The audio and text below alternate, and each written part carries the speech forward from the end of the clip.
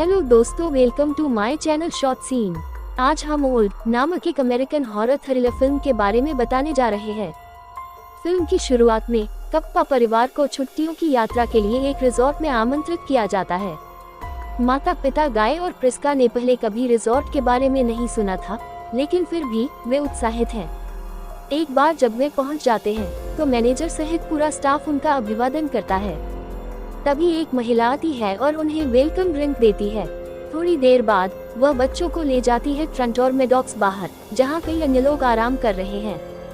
Candy station पर बच्चे प्रबंधक के भतीजे एडलिट से मिलते हैं। ट्रेंट तुरंत उससे दोस्ती कर लेता है और दोनों उस जगह की खोजबीन शुरू कर देते हैं। इस बीच मेडॉक्स और उसके माता पिता अपने स्नान सूट पहन लेते हैं और स्मूथ तट पर मस्ती करते हैं। पहली नजर में ऐसा लगता है जैसे परिवार के जीवन का समय आने वाला है, हालांकि वे कम ही जानते हैं कि वे एक डरावनी सवारी के नरक में हैं। अगली सुबह हमें नाश्ते पर दूसरे परिवारों से मिलवाया जाता है। चार्ल्स, एक प्रसिद्ध सर्जन, अपनी मां के साथ आए हैं। एग्नेस, उनकी पत्नी क्रिस्टल और उनकी 6 साल की बेटी तारा। इसके बाद कारमाइकल युगल है, जिसमें जरीन और पेट्रिसिया शामिल हैं। उत्तरार्ध मिर्गी से पीड़ित है, जिसके कारण अक्सर उसे दौरे पड़ते हैं। आज भी नाश्ते के समय वह एक हिंसक दौरे का अनुभव करती है, लेकिन सौभाग्य से सर्जन चार्ल्स उसकी मदद करते हैं। इस बीच रिजॉर्ट प्रबंधक कप्पा परिवार के पास जाता है और उन्हें एक सुंदर समुद्र तट के बारे में बताता है, जो यहाँ से केवल 5 किलोमीटर दूर है। उन्होंने यह भी उल्लेख किया है कि उनकी यात्रा के लिए उन्होंने पहले से ही एक वाहन और अन्य आवश्यक वस्तुओं की व्यवस्था कर ली है। गाय और प्रिस्का हैरान है कि उनके साथ रॉयल्टी जैसा व्यवहार क्यों किया जा रहा है। बहरहाल वे सहमत हैं। कुछ ही देर बाद परिवार बस में सवार हो जाता है और अपनी यात्रा के लिए तैयार हो जाता है। उनके निराश करने के लिए क्रिस और उसका परिवार भी शामिल हो गए, जिससे यात्रा इतनी खास नहीं रही। थोड़ी देर बाद वे एक गेट के सामने से गाड़ी चलाते हैं, जो स्पष्ट रूप से कहता है सीमा से बाहर। एक बार जब वे सड़क के अंत तक पहुंच जाते हैं तो ड्राइवर उन्हें उतार देता है और उन्हें समुद्र तट की दिशा में इशारा कर देता है। वह वहां ले जाने या उनका सामान ले जाने की भी जहमत नहीं उठाता। जाने से पहले वह उल्लेख करता है कि वह उन्हें शाम 5 बजे उठाएगा। अगले दृश्य में समूह जंगल से होते हुए और एक संकरी गुफा में चलता रहता है। वहां से वे अंततः समुद्र तट पर पहुंचते हैं। यह बिल्कुल शानदार जगह है, ठीक वैसा ही जैसा रिजॉर्ट मैनेजर ने वादा किया था। समय बर्बाद न करते हुए दोनों परिवार अपना सामान खोलना शुरू करते हैं, जब तक कि वे पास में बैठे एक अकेले दिखने वाले व्यक्ति को नहीं देखते। वह मिड-साइज्ड सेडान नामक एक प्रसिद्ध रैपर होने का खुलासा करता है। मेडॉक्स तुरंत उसे पहचान लेता है और उसका ऑटोग्राफ लेने की कोशिश करता है, लेकिन उसके पिता उसे अकेले छोड़ने के लिए कहते हैं। थोड़ी देर बाद तीनों बच्चे खेलने लगते हैं और रेत में दबे हुए कई सामान पाते हैं। उनमें से अधिकांश खिलौने हैं, जबकि कुछ अन्य वस्तुएं हैं जिन्हें आमतौर पर समुद्र तट पर लाया जाता है। यह यहाँ और भी अजीब हो जाता है। समुद्र तट पर एक भी मछली नहीं है, यहाँ तक छोटे मोलस्क भी नहीं है। इस बीच ट्रेंट, एक जिज्ञासु बच्चा होने के नाते, अकेले तैरने जाता है। वह छोटी लहरों के खिलाफ छींटे मारता है और तब तक मस्ती करता है जब तक कि एक मृत शरीर उसकी ओर तैरता हुआ नहीं आता। भयभीत वह मदद के लिए चिल्लाता है और वयस्क तुरंत उसे बचाने के लिए आते हैं। मृत शरीर को किनारे पर लाया जाता है और सर्जन चार्ल्स निष्कर्ष निकालता है कि वह भी हाल ही में डूबी थी। फिर वह दावा करता है कि मिड-साइज सेडान ने उसे मार डाला, क्योंकि जब वे पहुंचे तो समुद्र तट पर कोई और नहीं था। आरोप तब और भी दमदार हो जाता है जब सेडान को नाक से खून बहता हुआ देखा जाता है। यह दर्शाता है कि उसका महिला के साथ झगड़ा हुआ था। बाद वाला समझाने की कोशिश करता है कि इस घटना से उसका कोई लेना देना नहीं है, लेकिन कोई भी उस पर विश्वास नहीं करता। इस बीच छोटा लड़का फ्रैंक शिकायत करता रहता है कि उसका स्विमसूट तंग लगता है। चार्ल्स की मां एग्नेस का यह भी कहना है कि उन्हें सांस लेने में दिक्कत हो रही है। यह भांपते हुए कि कुछ बुरा हो रहा है। चार्ल्स मदद के लिए पुकारने की कोशिश करता है, लेकिन एक क्षेत्र में कोई संकेत नहीं है। तभी युगल पहले से कार्मिकेल वहां पहुंचते हैं। उन्हें रिसोर्ट प्रबंधक के आदेश पर ड्राइवर द्वारा छोड़ा भी गया है। भयभीत समूह तुरंत उन्हें स्थिति के बारे में बताता है और इसलिए पति जरीन ड्राइवर को जाने से रोकने का फैसला करती है। हालांकि जैसे ही वह गुफा के अंदर दौड़ता है, वह बेहोश हो जाता है। कुछ सेकंड बाद वह समुद्र तट पर जागता है और उसके सिर में दर्द हो रहा है। अभी जो कुछ हुआ उससे हर कोई भ्रमित है।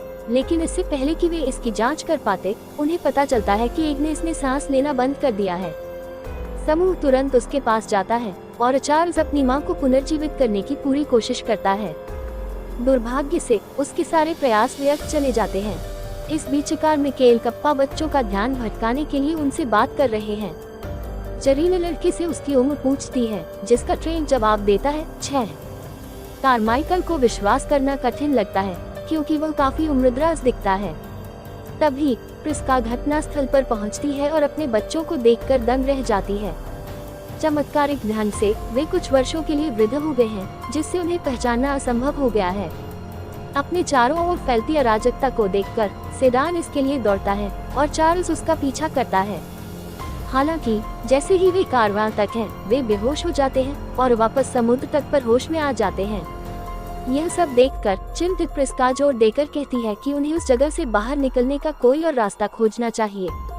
दुर्भाग्य से हर बार जब उनमें से एक बड़ी घाटी के पास पहुंचता है, तो वे होश खो बैठते हैं और फिर से समुद्र तट पर आ जाते हैं। इसका मतलब है कि वे अपने चारों ओर 2 लाशों के साथ हमेशा के लिए फंस गए हैं। मामले को बदतर बनाने के लिए बच्चे इतनी तेजी से बूढ़े हो रहे हैं कि उनके लिए नए कपड़े ढूंढना मुश्किल हो जाएगा। घबराहट शुरू हो जाती है और वयस्क आगे क्या करना है, इस पर विचार मंथन करने लगते हैं। कप्पस का मानना कि एक वायर से सभी विसंगतियों का कारण बन रहा है, जबकि चार्ल्स, जो पागल होने लगा है, सेडान के चेहरे पर चाकू से वार करता है। हैरानी की बात है कि घाव तुरंत ठीक हो जाता है, लगभग ऐसा जैसे कभी था ही नहीं। थोड़ी देर बाद मैडॉक सेडान को ले जाता है और उससे उस जगह के बारे में सच्चाई पूछता है। बाद वाला वादा करता है कि वह उनके जैसा ही क्लूलेस है। जैसे ही दोनों बात करने में सहज हो जाते हैं, सेडान ने खुलासा किया कि वह एक दुर्लभ स्थिति से पीड़ित है, जो उसके रक्त को थक्का बनने से रोकता है। इस बीच वयस्कों को यह भी पता चलता है कि जिस लड़की को उन्होंने समुद्र तट पर मृत पाया था, वह स्क्लेरोसिस से पीड़ित थी। तभी प्रिस्का को होश आने लगता है और जल्द ही जमीन पर गिर जाती है। यह पता चला है कि वह एक ट्यूमर से पीड़ित है और यही मुख्य कारण है कि गाय के साथ उसकी शादी टूट रही थी। उनके समुद्र तट पर आने से पहले यह एक छोटा सा ट्यूमर था, लेकिन अब यह बड़ा होकर एक टेनिस बॉल के आकार का हो गया है। जैसे जैसे समय बीतता जा रहा है, चार्ल्स अपने पास मौजूद चाकू से सर्जरी करने का फैसला करता है। हालांकि जैसे ही वह कोई चीरा लगाता है, वह तुरंत ठीक हो जाता है, जैसा कि सेडान के साथ हुआ था। मामले को बदतर बनाने के लिए चार्ल्स स्वयं से बात करना शुरू करता है। इस समुद्र तट पर पहुंचने से पहले उन्होंने सिजोफ्रेनिया के लक्षण प्रदर्शित किए थे, लेकिन अब यह बीमारी उन पर हावी हो रही है। सौभाग्य से बाकी समूह उसे इससे बाहर निकालने में मदद करता है, ताकि वह ऑपरेशन जारी रख सके। चार्ल्स फिर प्रिस्का के पेट के पास एक और चीरा लगाता है और इस बार हर कोई छेद को पकड़ लेता है ताकि वह ठीक न हो। चार्ल्स द्वारा विशालकाय ट्यूमर को निकालने के बाद ही वे इसे जारी करते हैं और जैसे ही घाव भर जाता है, प्रिस्का को होश आ जाता है। वह अब बीमार नहीं है। दुर्भाग्य से उनकी खुशी का क्षण लंबे समय तक नहीं रहता है, क्योंकि उन्हें पता चलता है कि पहले की मृत महिला अब धूल और हड्डियों में बदल गई है। उसके शरीर को कुछ घंटे पहले ही बाहर निकाला गया था, लेकिन किसी तरह वह पूरी तरह से सड़ चुका है। प्रिस्का, जो एक संग्रहालय क्यूरेटर है, हड्डियों की जांच करती है और बताती है कि ऐसा कुछ गलने में कम से कम 7 साल लगते हैं। यह तब होता है जब समूह अंततः महसूस करता है कि समुद्र तट पर समय तेजी से आगे बढ़ रहा है। प्रिस्का ने इसकी सटीक गणना की और निष्कर्ष निकाला कि यहाँ आधा घंटा मानव जीवन के एक पूरे वर्ष के बराबर है। कहीं और बच्चे ट्रेंट और कारा बचे हुए खाने को चबाते हुए दिखाई दे रहे हैं। जब वे वापस लौटते हैं तो उन सभी को बड़ा देखकर हर कोई चौंक जाता है। इतना ही नहीं, कारा एक बच्चे के साथ बुरी तरह गर्भवती है। यह महसूस करते हुए कि वह जल्द ही किसी भी समय जन्म दे सकती है, चार्ल्स और अन्य लोगों ने उसे लिटा दिया और बच्चे को बाहर निकालने की तैयारी की। क्रिस्टल भी अपनी बेटी के साथ रहना चाहती है, लेकिन चिंता के कारण वह चली जाती है। जब वह उठती है तो उसे पता चलता है कि कारा ने एक बच्चे को जन्म दिया है, लेकिन वह अब मर चुका है।